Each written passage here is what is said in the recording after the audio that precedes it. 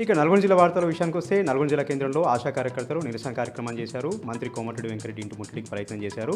తమకు ఎన్నికల హామీలో చెప్పిన విధంగా 18,000 రూపాయల వేతనాలు చెల్లించాలి, ప్రభుత్వ ఉద్యోగులతో సమానంగా ఈఎస్ఐ, పీఎఫ్ లాంటి సౌకర్యాలు కల్పించాలని కూడా వారి సందర్భంగా డిమాండ్ చేయడం జరిగింది.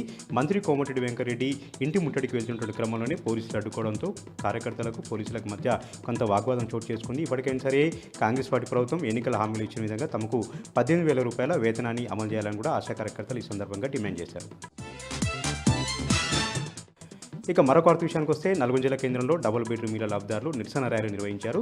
నల్గొండ క్లాక్ టవర్ నుంచి కలెక్టరేట్ వరకు కూడా నిరసన ర్యాలీ నిర్వహించడం జరిగింది. కేసీఆర్ గారి ప్రభుత్వంలో అందంగా 550 ఇళ్లను నిర్మించారు. లాటరీ పద్ధతిలో తమకు ప్రొజెక్టింగ్ పత్రాలు కూడా అందించారు. వాటి గృహ ప్రవేశాలకు సంబంధించినటువంటి కార్యక్రమం చేసుకునే క్రమంలోనే కాంగ్రెస్ పార్టీ అడ్డుకుంటుంది, తమను వేధిస్తూ ఉందని కూడా డబుల్ బెడ్రూమ్ లబ్ధిదారులు ఆవేదన వ్యక్తం చేస్తూ ఉన్నారు. ఏదైతే లబ్ధిదారులకు డబుల్ బెడ్రూమ్లు అందాయో వారందరికీ కూడా గృహ ప్రవేశం చేసుకునేలాగా కాంగ్రెస్ పార్టీ మంత్రులు చొరవ తీసుకోవాలని కూడా వాళ్ళు ఈ సందర్భంగా డిమాండ్ చేశారు. ఇక మరొక విషయానికి వస్తే యాదాద్రి జిల్లా విషయానికి వస్తే యాదాద్రి లక్ష్మీ నరసింహస్వామివారి క్షేత్రంలో వైకుంఠ ఏకాదశి వేడుకలు కన్నుల పండుగగా అంగరంగ వైభవంగా జరిగాయి. ఈరోజు ఉదయాన్నే 5:15కు స్వామివారు గరుడ వాహనదారుడై ఉత్తరాది దర్శనం కల్పించి భక్తులకు దర్శన భాగ్యం కల్పించడం జరిగింది.